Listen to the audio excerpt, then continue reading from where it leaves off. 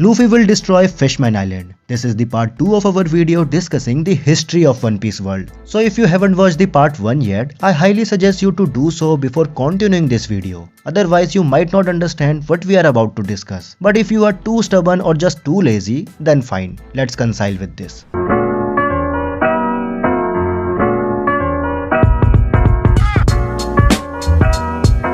As I told you in the previous video, the tree of Adam located in Elbaf is the first tree created by the sun god, which originally bore devil fruits. Later on, a part of tree of Adam was cut off and planted in the another part of the world, resulting in the tree of Eve. This scenario is similar to the Bible story where Adam was the first man and Eve was created from his rib. For context, the place where the tree of Eve was planted is the ancient kingdom. Due to the constant war in Elbaf, the tree of Adam lost its ability to bear devil fruits, meaning only the tree of Eve can produce them now. To prevent it from being abused, the tree of Eve was hidden and protected using the red line. Aside from red line, guardians called Lunarians were assigned to guard it. However, the 20 kingdoms envied the ancient kingdom for having the tree of Eve. This led the 20 kingdom to ally and attack the ancient kingdom, eventually defeating it. The ancient kingdom led by Joy Boy eventually fell, and the tree of Eve ended up in the hands of 20 kingdoms, which later formed the world government. Now the question arises, if the red line hides the tree of Eve, how does it provide light to Fishman Island? So King Neptune stated that Fishman Island receives sunlight because of the roots of tree of Eve. The answer lies in the fact that the top of the tree of Eve is located in the Mary Joa itself, especially in the Garden of Eden. Remember during Imusama's introduction, we saw him standing in a garden-like area. This could mean that the tree of Eve is located there. Speaking of Imusama, if we recall the story of Adam and Eve, there was a snake that tempted Eve to eat the forbidden fruit from the tree of knowledge. What if that snake represents Imusama, who now tempts the One Piece world? According to the Old Testament, the snake in the Adam and Eve story symbolizes the devil. Similarly, Imusama could originally be a pure devil that took a human form. This could explain why the Gorosei possess immortality power granted by Imusama, as seen in the Egged arc. Despite being attacked, they cannot die. In fact, we saw Saturn got torn apart but still remain alive. The Gorosei's power don't seems to be come from devil fruit, as they are not afraid of seawater unlike the devil fruit users. Their abilities appear to be originated directly from Imusama, who seems to be embody of the devil itself. Recalling the story, in the ancient time, the sun god created a tree capable of bearing devil fruit, called the treasure tree of Adam. The fruits of this tree were manifestation of people's desires as theorized by Dr. Vegapunk. For example, if someone wished to have an ice power,